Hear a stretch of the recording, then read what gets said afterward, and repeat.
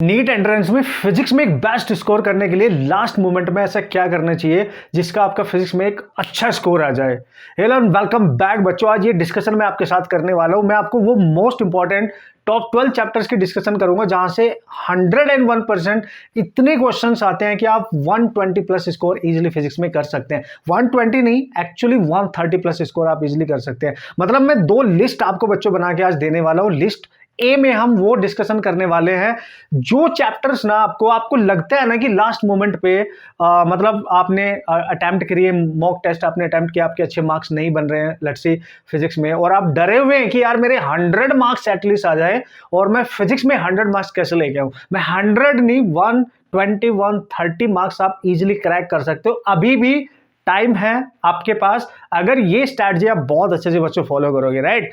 तो list B में मैं आपको बताऊंगा कि उस लिस्ट बी को आप स्मार्टली कैसे यूज कर सकते हो, मतलब कम पढ़ के मैक्सिमम क्वेश्चन कैसे अटेम्प्ट कर सकते हो। मतलब 80% क्वेश्चन जिन चैप्टर से आते हैं फिजिक्स के अंदर, अगर एक प्योर मैथमेटिक्स एक एनालिटिकली आप जाओगे तो बच्चों आप बहुत अच्छा स्कोर कर सकते हो। मतलब जो आपको लग रहा है कि 100 मार्क्स भी नहीं आएंगे तो 120 तो हम कैसे लेके आएंगे, वो 100% आप ला सकते हो।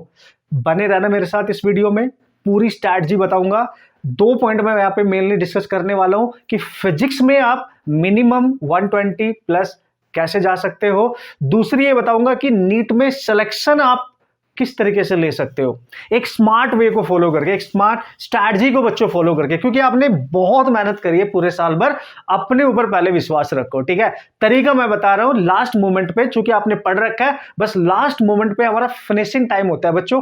वो टेक्निक आप सीख लो और उसको रिविजन करने का तरीका आप सीख लो, क्या चीज पढ़नी है क्या छोड़नी है, और जो टाइम वेस्टिंग चीजें उनको कैसे अवॉइड करना है। ये सारी टेक्निक्स या सारी स्ट्रैटेजी इस पूरे लेक्चर में मैं आपके सारे डाउट क्लियर करने वाला हूं, राइट। मेरे साथ बने रहना पूरे लेक्चर में, क्योंकि ऑसम तरीके से ये पूरा का पूरा लेक्चर, ये वीडियो बच्चों आपकी हेल्प करेगी। आपके हर डाउट का, हर क्वेश्चन का सॉल्यूशन इसमें आपको मिलेगा। जो आपका डर है वो मैं मतलब पूरा श्योर हूं कि वो आपका फिनिश हो जाएगा इसको देखने के बाद। स्टार्ट करें बच्चों, चलो देखो भाई, यहां पर जो फिजिक्स है ना आपके पास, इस फिजिक्स को मैं डिवाइड करूंगा, 2 लिस्ट बनाने वाला हूं बच्चों में इसकी, है ना। लिस्ट ए और लिस्ट बी, है ना। अगर मैं लिस्ट फर्स्ट की बात करूं तो लिस्ट फर्स्ट वो लिस्ट मैं आपको चैप्टर्स की बताने वाला हूं गाइस। आप बस मतलब मेरे को ना ध्यान से सुनते रहना और लिखते रहना, स्ट्रैटेजी को फॉलो करना है लास्ट मोमेंट पे, जिसमें से नीट में 80% क्वेश्चंस आते हैं। 80% क्वेश्चन लिस्ट ए से ही आएंगे। एंड ये मैं ऐसे ही नहीं बोल रहा हूं यार, राइट। ये मैं देखो कम से कम टाइम लूंगा, लेकिन आपको बहुत इफेक्टिव और एक्चुअल डेटा एनालिसिस आपको बता के जाऊंगा, जिससे आप उसको अप्लाई करके अपना स्कोर लास्ट मोमेंट पे अच्छा स्कोर बना सकते हैं बच्चे। जो भी आपने पढ़ा है मतलब उसको अच्छे से आप यूटिलाइज कैसे कर सकते हैं स्ट्रैटेजी का यूज करके। 80% जो प्लस क्वेश्चन होते हैं बच्चों वो फर्स्ट लिस्ट से आएंगे, और जो आपकी सेकेंड लिस्ट होगी, है ना, आप बहुत ध्यान से चीजों को देखते रहना।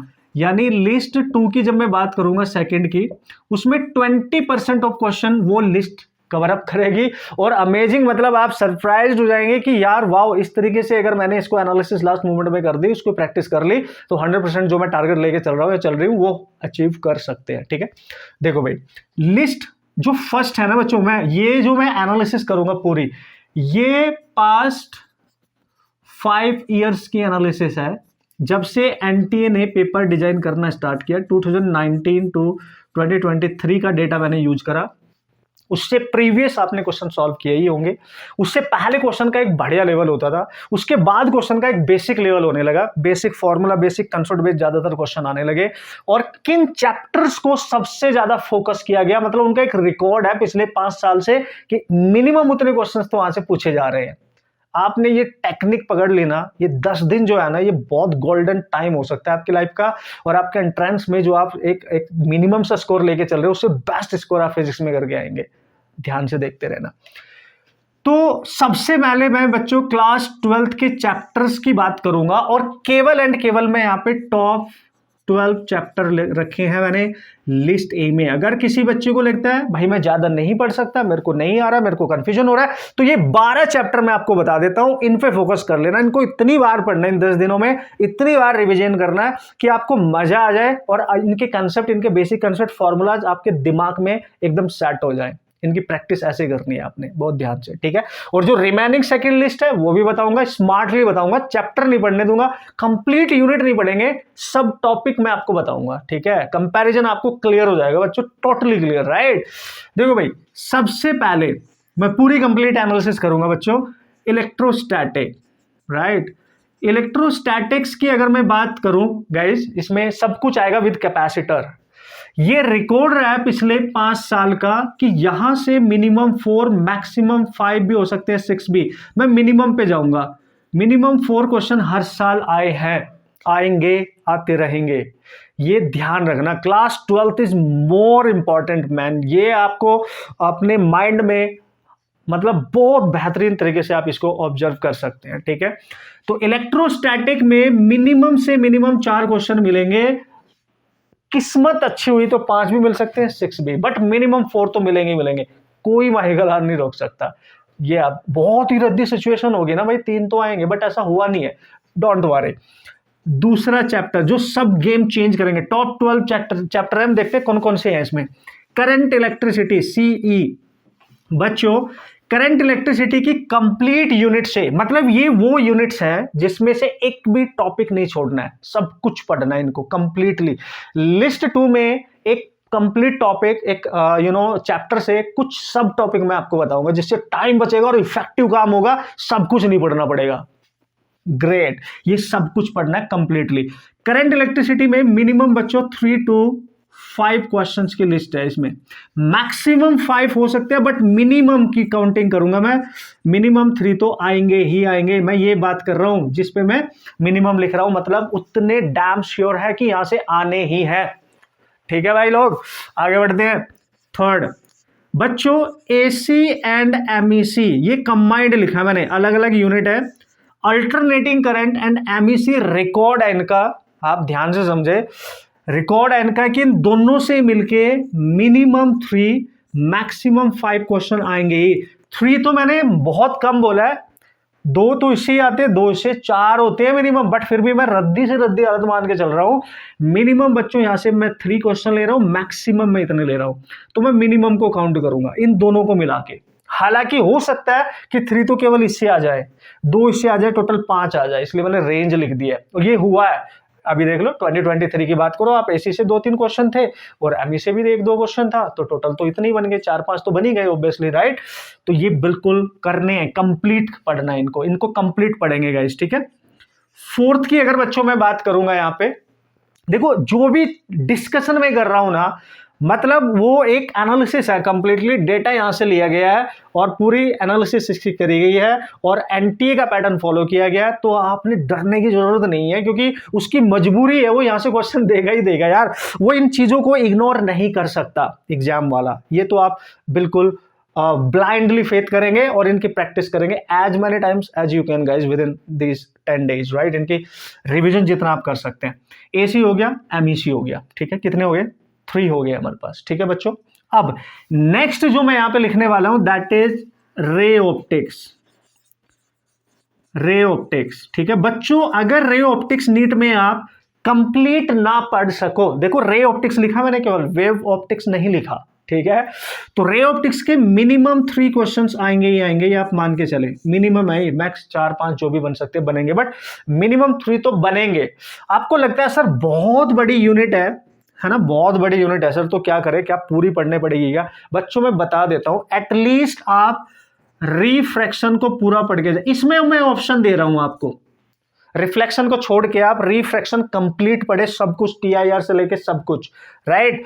और इसमें आप लेंस का पूरा कॉन्सेप्ट पढ़ के जाएं और इसमें आप जो प्रिज्म है आपका वो पूरा कंप्लीटली पढ़ के जाएंगे, ठीक है, कंप्लीटली। अगर ये भी कंप्लीट कर लिया ना आपने, तब भी आप 3 क्वेश्चन इससे अटेम्प्ट कर पाएंगे। ध्यान रखना boss, very very very important, ये ध्यान रखना। आधी चीज मैंने छोड़ दी है, देख लो आप, है ना, बट ये कंप्लीट है आपके लिए, ठीक है भाई। तो 3 क्वेश्चन इसमें मैंने टिक कर दिए हैं, आप देखते रहना, ठीक है। 5th पे आ जाते हैं बच्चों। तो गाइज अभी हम ऑप्टिक्स तक पहुंच चुके हैं ना, यस। अब बस देखते रहो आप मेरी बात, ठीक है। अब बच्चों हम आते हैं मॉडर्न फिजिक्स के अंदर, ठीक है।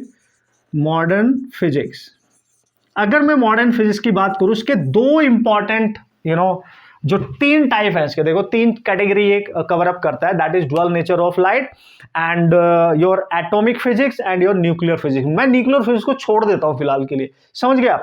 मैं यहां पे केवल लिख रहा हूं मॉडर्न फिजिक्स में आपने ड्यूअल नेचर पढ़ना है कंप्लीटली भाई, छोड़ नहीं सकते आप। जिसमें आपको सबसे ज्यादा फोकस करना होगा वेवलेंथ, डी ब्रॉगली के कंसेप्ट पे कंप्लीटली, फोटो इलेक्ट्रिक पे कंप्लीटली, और फिर आप एटम में आ जाओ, ठीक है। एटॉमिक फिजिक्स को आप कंप्लीटली पढ़ लेंगे, बोहर मॉडल से लेके सब कुछ जो भी आपको स्पेक्ट्रम वगैरह सीरीज मिलेगी, मतलब ये कंप्लीट पढ़ना है। केवल इसमें आपको न्यूक्लियर फिजिक्स इस कैटेगरी में हमने नहीं डाली, मान लिया हमने इसको छोड़ दिया, ठीक है। अब उसको लिस्ट 2 में डालेंगे, देखेंगे उससे भी क्या पढ़ेंगे, राइट। आप पहले देख ले। 5th मॉडर्न फिजिक्स हो गया भाई। ये ध्यान के इन दोनों से मिला के ना मिनिमम 3 मैक्सिमम 4 to 5 क्वेश्चंस आपको मिलेंगे, और मैं मिनिमम को टिक कर रहा हूं, जबकि ये ज्यादा होते हैं, ध्यान रखना आप, ठीक है। तो मैं मिनिमम को टिक कर रहा हूं यहाँ पे, और हम 5th टॉपिक तक आ चुके। टॉप 12 चैप्टर की बच्चों में यहाँ पे बात करने वाला हूं, हम 5th टॉपिक पे पहुंच चुके हैं, ठीक है। 6th की अगर मैं बात करूं guys, obviously that is electronics, semiconductor, समझ गए। कंप्लीट पढ़ना है भाई, जो भी है सिलेबस में कंप्लीट, छोड़ नहीं सकते। हर साल का रिकॉर्ड है, 3 क्वेश्चंस आएंगे ही आएंगे, इसमें मिनिमम तो कुछ करना ही नहीं मैंने, 3 क्वेश्चंस आएंगे ही आएंगे। आप बिल्कुल इसको मान के चलो कि भाई ये बनना ही बनना है, ये आना ही आना है। इलेक्ट्रॉनिक सेमीकंडक्टर वाला जो, ये आपको भी पता है, आपने भी लॉट ऑफ प्रैक्टिस किया, आपने भी एनालिसिस करी होगी। 2023 2022 किसी भी पेपर को उठा के देखो ना यार, टेंशन क्यों ले रहे हो। बस जो पढ़ा है उसको प्रैक्टिस में रखना है, ये स्ट्रैटेजी फॉलो करनी है, और अपने ऊपर ट्रस्ट रखना है लास्ट मोमेंट पे, ठीक है ना। डाउट नहीं करना कि मेरे तो मार्क्स कम आ रहे जी, मॉक टेस्ट में तो क्या करूं, छोड़ दूं, क्या करूं, नहीं बन रही है बात, नहीं, डाउट नहीं करना। जस्ट चलते रहो बॉस, चलते रहो, कमियों को सुधारते रहो, जहां पे गलती हो रही उनको करेक्ट करते रहो, चलते रहो, ठीक है। अभी तो हम 6 पे पहुंचे हैं, आप टेंशन क्यों ले रहे हो, ठीक है। अब 7th में बच्चों मैंने 12th का टॉपिक डाला है, दैट इज EM वेव। अब आप बोलोगे सर ये क्यों डाल दिया, क्योंकि ये फिक्स्ड है कि इसमें 1 या 2 क्वेश्चन आएंगे ही आएंगे, 1 से 2, ये फिक्स्ड है, ये आएगा ही आएगा। छोटा, बिल्कुल छोटा सा टॉपिक है, लेकिन 100% क्वेश्चन आता है, तो इसको हमने टॉप 12 की कैटेगरी में डाला है, क्योंकि इजी भी होता है, ठीक है, इजी भी होता है भाई लोग, ठीक है। तो ये 7 हो गए इससे, है ना। आप आपके सामने है, पिक्चर आपके सामने है गाइस, ठीक है। 7 हो गए इससे, राइट। अब मैं 8th टॉपिक यहां पे लिखूंगा बच्चों, जो आपके दिमाग में होगा। मैंने क्लास 12th कंप्लीट कवर कर लिया, मैंने यहाँ पे छोड़ा क्या है, वेव ऑप्टिक्स छोड़ दिया, छोड़ा क्या है, EMI छोड़ दिया, भाई यही छोड़े है ना मैंने। डोंट वरी, बताऊंगा सारी स्ट्रेटजी। इसमें आएगी हमारी डायमेंशन। अब ये आ गया 11th के टॉपिक स्टार्ट हो जाते हैं बच्चों यहाँ से, that is 11th class, right.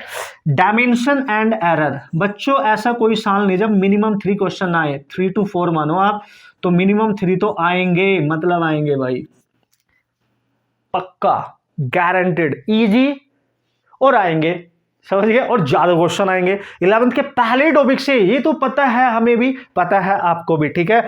आएंगे ही आएंगे बॉस, ठीक है। 9 अगर मैं यहां पे डालूंगा 1D एंड 2D, बच्चों 1D और 2D दोनों को मिला के बात कर रहा हूं मैं, 1 डायमेंशनल और 2 डायमेंशनल में प्रोजेक्टाइल, सर्कुलर, सब कुछ मिक्सअप करा दो आप, और यहां से मिनिमम 3 क्वेश्चन हर साल बनेंगे, बनते थे, बनते रहेंगे।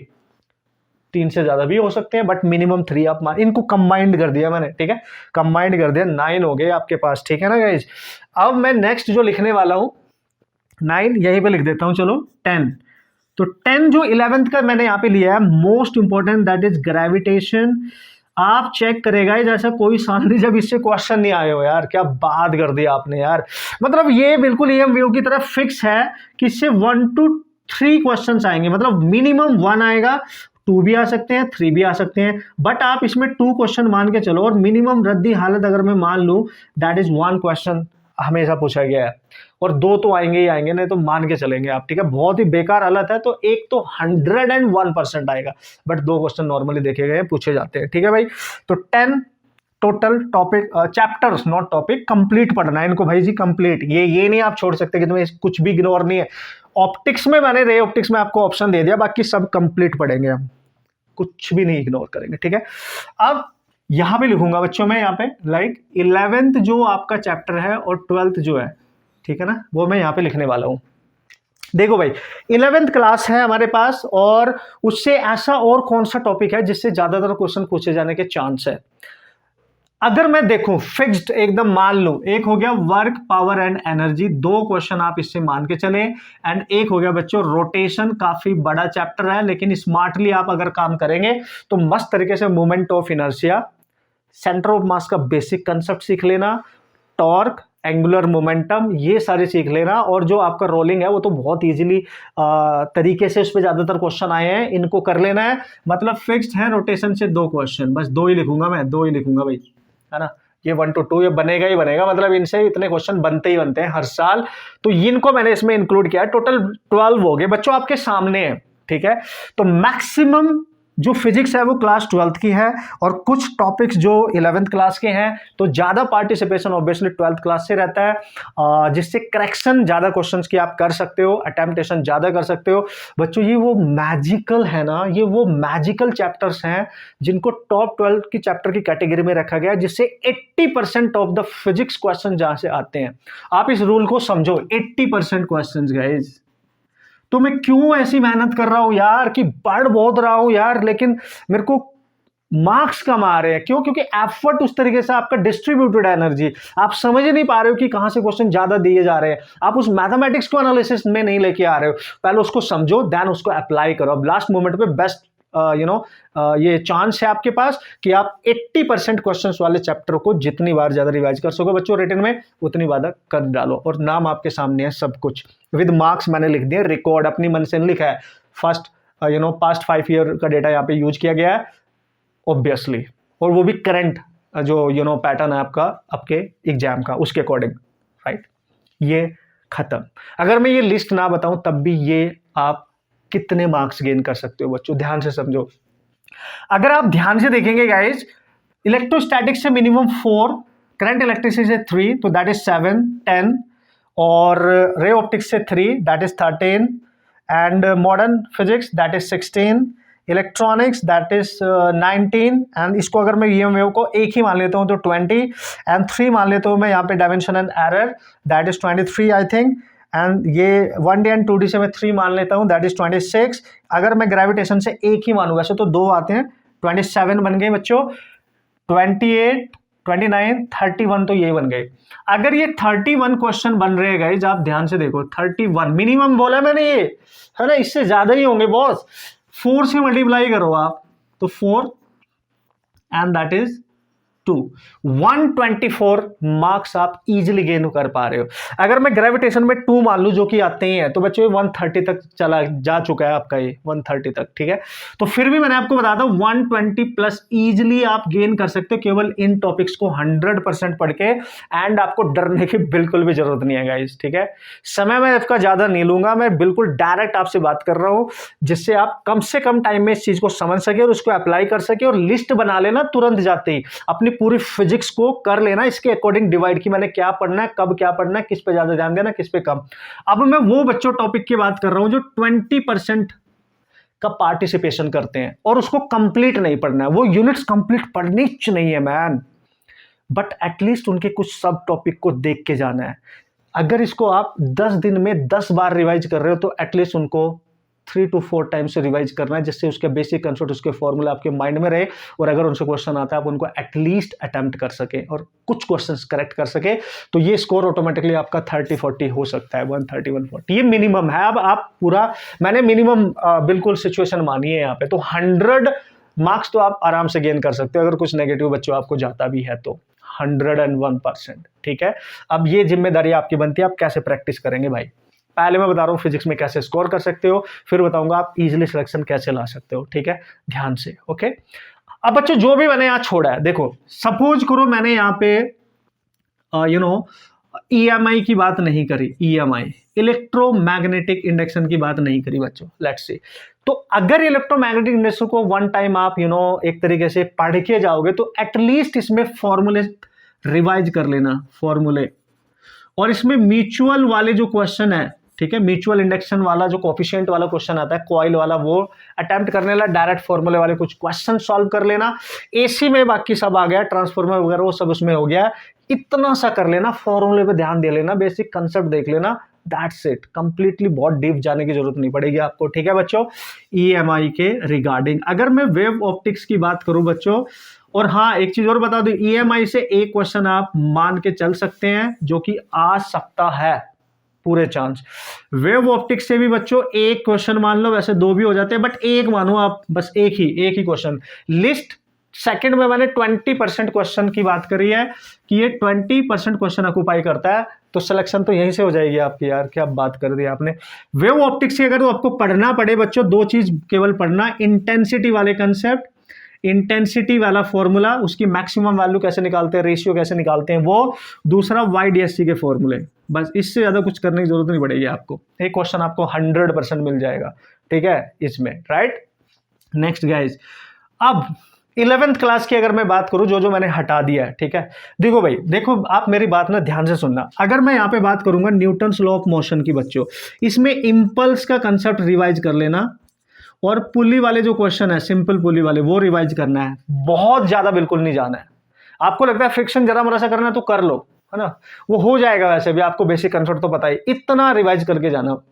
एक क्वेश्चन की उम्मीद यहां से रखो, मैं एक क्वेश्चन ही लिखूंगा बस, ठीक है। वो आपकी मर्जी है, फिर आपने इसको पढ़ना है कि नहीं पढ़ना है, वो आपकी मर्जी है, अगर आपको लगता है, ठीक है। नेक्स्ट गाइज, अगर मैं केटीजी की बात करूं बच्चों, काइनेटिक थ्योरी ऑफ गैसेस, तो आप सबको पता है मैं क्या बोलने वाला हूं। VRMS वेलोसिटी वाला कंसेप्ट पढ़ के जाना है यहां से, बस खत्म।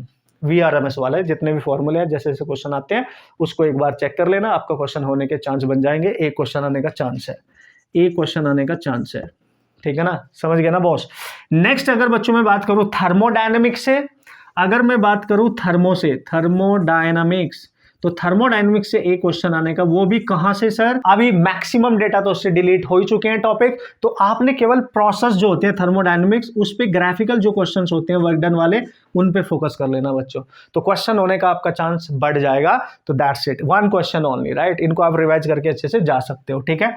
नेक्स्ट अगर बच्चों मैं यहाँ पे बात करूंगा, देखो मैंने एक टॉपिक बिल्कुल नहीं लिया था, SHM नहीं लिया ना मैंने, SHM, राइट। लेकिन एक क्वेश्चन हर साल आता है, एक से दो मान लो आप, बट एक तो फिक्स है, एक तो फिक्स है इससे। तो यार एक के चक्कर में आप पूरा टॉपिक बहुत खतरनाक तरीके से पढ़ के जा रहे हो, नहीं, इसका बेसिक पढ़ के जाना, शुरू का बिल्कुल, डिस्प्लेसमेंट, वेलोसिटी, एक्सेलरेशन, एनर्जी, उसके फॉर्मूले बेसिक वो पढ़ के जाना। क्वेश्चन होने के 100% चांस है, ये डोंट वरी गाइस, पक्का हो जाएगा। इस पे स्टार बना लो कि इसको करके जाना है, एक क्वेश्चन इजीली करेक्ट हो सकता है आपका। बेसिक ही अपने नोट से, जहां से भी आपने पढ़ाई कर रखी है, नोट से पढ़ लेना, क्वेश्चन बन जाएगा आपका, क्योंकि इतना डिफिकल्ट अब इस पे क्वेश्चन नहीं देता है वो, ठीक है, नॉर्मली। और SHM, ये SHM वाला केस हो गया, पूरा ऑसिलेशन आपने पढ़ना नहीं। एक आएगा आपका वेव, ठीक है बच्चों। तो वेव जो होगा आपका, वेव वाला टॉपिक, ऑसिलेशन एंड वेव जो आप पढ़ रहे हो, वेव में आपने पूरा पढ़ने की जरूरत नहीं है, दो चीजों पे फोकस करना, वेलोसिटी ऑफ वेव, ये मैं सब टॉपिक बता रहा हूं, ऑन स्ट्रिंग की वेलोसिटी याद करो, V = √T/μ, वो वाले फॉर्मूले को रिवाइज कर लेना, उस पर एक दो क्वेश्चन कर लेना। And organ pipes, closed end open pipe, इसके क्वेश्चंस कर लेना, फ्रीक्वेंसी वाले, लेंथ वाले, बस सिंपल, ये दो चीज रिवाइज करके जाना, बाकी तो सब हट ही चुका है आपके अकॉर्डिंग, राइट। तो ये इसमें एक ही क्वेश्चन के लिए है सब, वन क्वेश्चन ओनली, भले दो आ जाए बट एक ही क्वेश्चन मान के चलेंगे हम इन सब में से, ठीक है बच्चों, एक ही क्वेश्चन मान के चलना है। अब मैंने और क्या नहीं बताया आपको, फ्लूइड मैकेनिक्स, थर्मल प्रॉपर्टीज को तो छोड़ ही दो, ज्यादा टेंशन मत लो भाई लोग, ज्यादा नहीं सोचने का, राइट। आपने इसको टारगेट करना है 80%, 80%, 80%, ये 20% है। ये मैं इसलिए बता रहा हूं, आपको लगेगा कि नहीं मैं रिवाइज कर सकता हूं, मेरा मैनेजमेंट टाइम का बढ़िया बन चुका है, तो यस कम ऑन, रिवाइज करके जाओ एटलीस्ट, कम से कम फॉर्मूला बेस अगर 10 क्वेश्चन आगे, 10 में से 3 तो कर लोगे तो ऑटोमेटिकली आपके 12 मार्क्स इंक्रीज कर गए। यू जस्ट दिमाग लगाओ अपना, राइट, दिमाग लगाओ, बहुत डीप नहीं जाना है, बहुत टाइम वेस्ट नहीं करना है, जस्ट सब टॉपिक को रिवाइज करना। वो भी मैं लिख रहा हूं किसमें क्या क्या करना है, लिख रहा हूं मैं आपके लिए, राइट। बच्चों अगर आप आओगे यहां इलास्टिसिटी पे, इलास्टिसिटी एंड फ्लूइड पे, तो भाई फ्लूइड में, इलास्टिसिटी में ना कुछ सब टॉपिक सिद्धि से लॉजिक हैं, आपने जो यहाँ पढ़ सकते हो, आपने जो यहाँ पे पढ़ के जाने हैं बच्चों, ठीक है। आप यंग मॉडुलस यंग मॉडुलस पे क्वेश्चन कर लेना, फॉर्मूला बेस्ड है, direct, don't worry. Fluid mechanics की अगर मैं बात करूंगा बच्चों, यहाँ पे टर्मिनल वेलोसिटी वाले फॉर्मूले पे कर लेना, एंड सरफेस टेंशन पे कर लेना, ठीक है। और वेलोसिटी ऑफ ई फ्लक्स होती है, ये 3-4 छोटे छोटे फॉर्मूले हैं, वेलोसिटी ऑफ ई फ्लक्स उस पे कर लेना, इससे ज्यादा कुछ नहीं करना है। And most importantly initially Archimedes principal पे जो आपका एपरेंट वेट हम निकालते हैं किसी बॉडी को पानी में डिप करके, उसका फॉर्मूला याद कर लेना, उस पर क्वेश्चन आते रहते हैं आजकल। ये छोटे छोटे फॉर्मूले, छोटे छोटे टॉपिक्स हैं, बिल्कुल भी टाइम नहीं लगेगा, आधे घंटे में कंप्लीट रिवीजन कर सकते हो, डोंट वरी, राइट। ये करना है भाई आप लोगों ने, इससे ज्यादा कुछ भी ज्यादा नहीं करना है, कोई ज्यादा टेंशन नहीं लेनी है। मैंने सारे सब टॉपिक आपको बता दिए, 20% है ये, 20% of total physics and this is 80% of total physics. बच्चों मेरे ख्याल से आपका फंडा क्लियर हो गया होगा, और मैं गारंटी दे रहा हूं अगर आप स्मार्टली जस्ट केवल पढ़ के जा रहे हो, नॉट स्मार्टली, जस्ट केवल पढ़ के जा रहे हो, अगर आप पढ़ के जा रहे हो जस्ट कि नहीं जी मैंने पढ़ना है, मैंने पूरी फिजिक्स रिवाइज करनी है, मेरा एग्जाम आ रहा है, तो भाई वही वाली बात हो जाएगी, पढ़ तो सब कुछ लिया था लेकिन क्वेश्चंस कहीं से भी नहीं अटेम्प्ट करे। तो इसको डिवाइड कर दो माइंड में कि 80% अलग है, 20% अलग है। 80% में ये टॉपिक्स हैं, बिल्कुल डू एंड डाई वाले सिचुएशन है, आपको करना ही पड़ेगा जितने ज्यादा बार प्रैक्टिस कर, क्योंकि आपको पता है ये वीक पॉइंट है अगर आपका फिजिक्स का, तो आपको इसको स्ट्रॉन्ग बनाना पड़ेगा after revision revision revision, practice practice and practice. बच्चों समझ रहे हो ना। और लास्ट में ना सारे चैप्टर्स की फॉर्मूला लिस्ट खुद से बना लेना, मेरी बुक है तो उसका यूज कर लेना, समझ गए, और उनकी लिस्ट बना के बढ़िया तरीके से रिटन प्रैक्टिस कर लेना। ये तो कंप्लीट पढ़ने ही पढ़ने हैं आपने, इसकी मैं इधर बात कर रहा हूं, ठीक है बच्चों। और जो मैंने यहाँ पे कोई छोड़ दिया है टॉपिक, तो मतलब छोड़ दिया, छोड़ दो उसको, रहने दो उसको, राइट। आपको लग रहा है कि आपको केवल मिनिमम इतने मार्क्स चाहिए, तो भाई इतने मार्क्स के लिए that is sufficient data for you guys, ठीक है बच्चों। Awesome, right. उम्मीद करता हूं आप इसको समझ गए होंगे, ये टेक्निक आप यूज करें तभी ये सक्सेसफुल होगी आपके लिए, तभी ये आपके लिए काम करेगी, वरना ये लिखी हुई एनालिसिस है, मैंने रिकॉर्ड करी और मैंने आपके लिए यहाँ पे लिख दिया है। ये आपको हेल्पफुल तभी होगी जब इस पूरी टेक्निक को आप फॉलो करेंगे बच्चों। 10 दिन बहुत होते हैं, आपने टेंशन मत लो, 10 दिन बहुत होते हैं, बस आप अपनी सेकंड्स भी यूज करो, किसी को अपना टाइम मत दो, अपना टाइम वेस्ट मत करो, ऐ वहीं कहीं पे खड़े होकर बातें मत करो, right. Just focus on your revision, अपने माइंड को काम रखने के लिए एंटरटेन करो उसको, 10 मिनट के लिए गाने सुन लो, जो करना है, जो आपको अच्छा लगता है, जो आपको रिलैक्स फील करा सके वो एक्टिविटीज करो, बैक टू योर स्टडी, और रिविजन पे ध्यान दो, फिजिक्स, केमिस्ट्री, बायोलॉजी बढ़िया तरीके से टाइम टेबल बना दो, ठीक है, और उसको फॉलो करो, मजा आएगा, और बने रहो लास्ट मोमेंट तक। मॉक टेस्ट दे रहे हो, जो गलतियां हो रही है उनको सुधारते रहो बच्चों। अब मैं बात करूंगा पॉइंट नंबर 2 कि आप नीट, ये तो होगी फिजिक्स में बेस्ट स्कोर आप कैसे कर सकते हो, स्ट्रैटेजी क्या है, कौन से चैप्टर पढ़ने हैं ज्यादातर, ठीक है। अब फिजिक्स में एक अच्छा स्कोर आप कैसे कर सकते हैं, एटलीस्ट कि आप ऑल इंडिया में कहीं भी सिलेक्शन ले सको, स्टेट वाइज और ऑल इंडिया में, राइट। कितने मार्क्स की रिक्वायरमेंट एटलीस्ट बच्चों आपको है कि आप सिक्योर स्कोर के साथ अपनी सीट कहीं पे एक तरीके से कंफर्म करा सकते हो कि मेरे को ये मेडिकल कॉलेज एमबीबीएस मिल जाएगा। मैं एम्स की बात नहीं कर रहा हूँ, जो स्टेट लेवल, जो आपके गवर्नमेंट मेडिकल कॉलेज होते हैं, मैं उनकी बात करूंगा पॉइंट नंबर 2। उसके बाद हम अपनी बात को फिनिश करेंगे। उम्मीद करता हूँ आप पहली जो कैटेगरी थी, जो मैं डिस्कशन कर रहा था कि how you can improve your score in physics, how you can get at least 120 marks in physics, definitely आप समझ गए होंगे। ओके गाइस, तो बच्चों मैं आपको बता रहा हूं कि नीट में सेलेक्ट होने के लिए आपको एटलीस्ट कितना स्कोर करना है, ठीक है।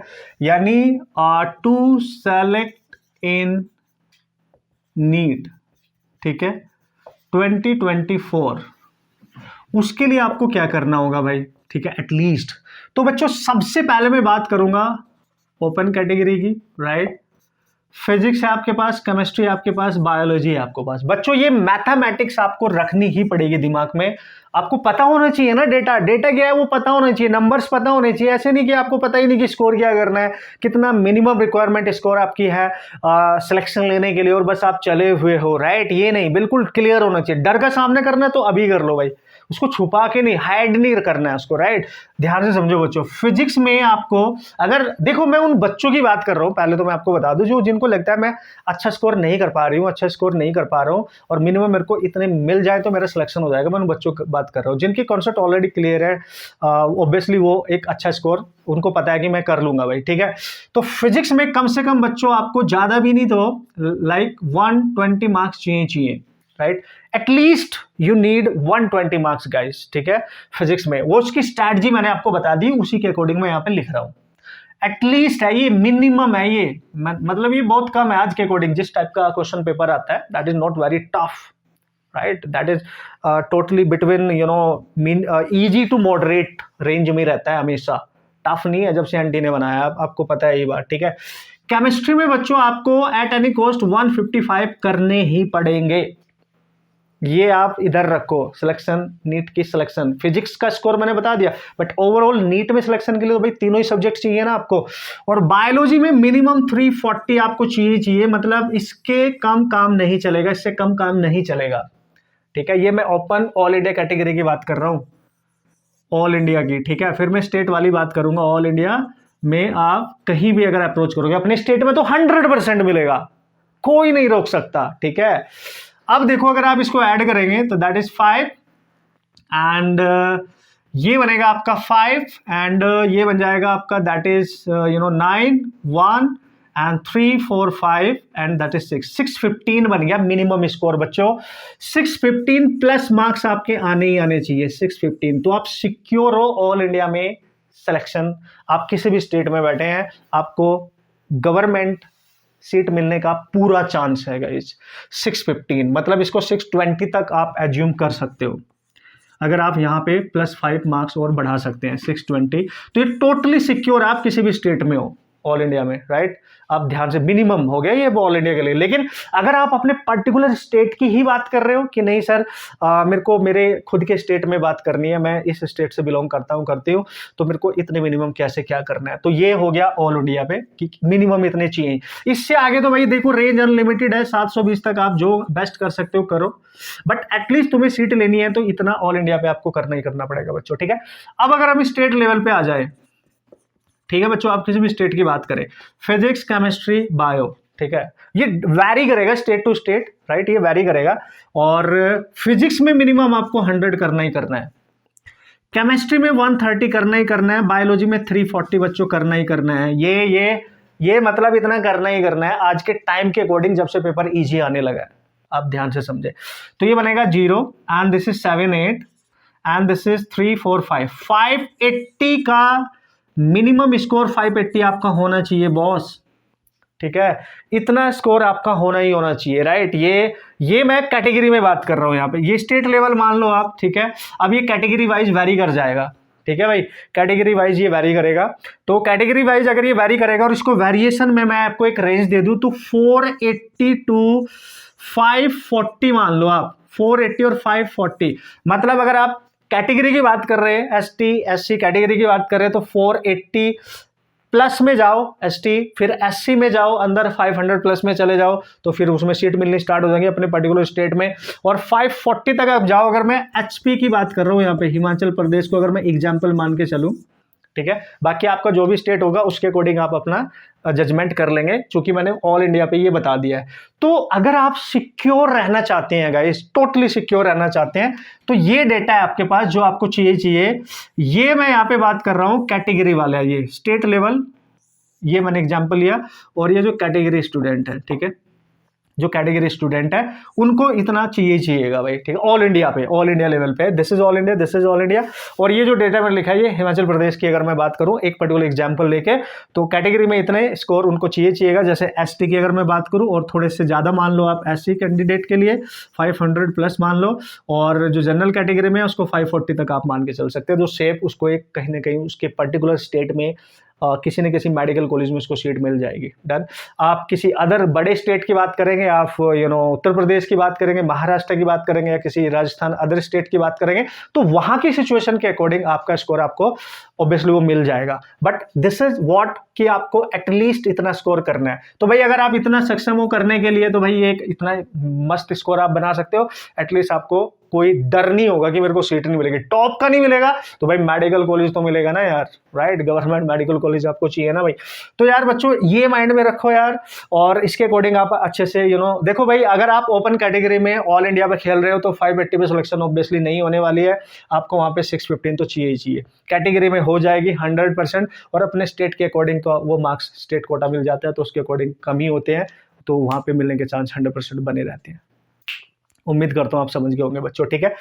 तो यार मैं एम्स की यहां बात नहीं कर रहा हूं, एम्स के लिए आपको अलग वीडियो दे दी जाएगी, बट ये जो स्टेट लेवल पे जितने भी मेडिकल गवर्नमेंट कॉलेजेस हैं मैं उनकी बातें कर रहा हूँ। ठीक है बच्चों, तो उम्मीद करता हूँ आपकी जो एक डाउट था वो क्लियर हो गया होगा कि मैंने किस तरीके की लास्ट मोमेंट पे स्टडी करनी है, मेहनत करनी है, और जो भी मैंने साल भर पढ़ा है अब लास्ट मोमेंट पे उसको कैसे अप्लाई करना है। This is the best ever strategy guys.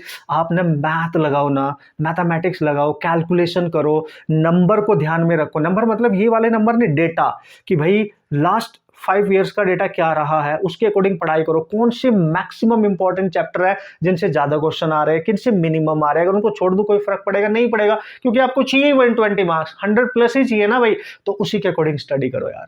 ज्यादा टेंशन में नहीं, पता चला आप पढ़ के सब कुछ गए हो और क्वेश्चन आप बहुत मिनिमम सही कर पाए और मैक्सिमम आपने गलत कर दिया, तो फिर उस चीज को कोई फायदा नहीं है। पूरी एनर्जी झोंक दो जहां पता है कि यहाँ से ज्यादातर क्वेश्चन आ सकते हैं। बच्चों कुछ चैप्टर्स अच्छे हैं जैसे क्वेश्चन आने ही आने। उम्मीद करता हूँ बच्चों ज्यादा टेस्ट समय आपका नहीं लूंगा, आपको इन्फॉर्मेशन काम आएगी और उससे भी इंपॉर्टेंट है आप इसका यूज करेंगे, अप्लाई करेंगे।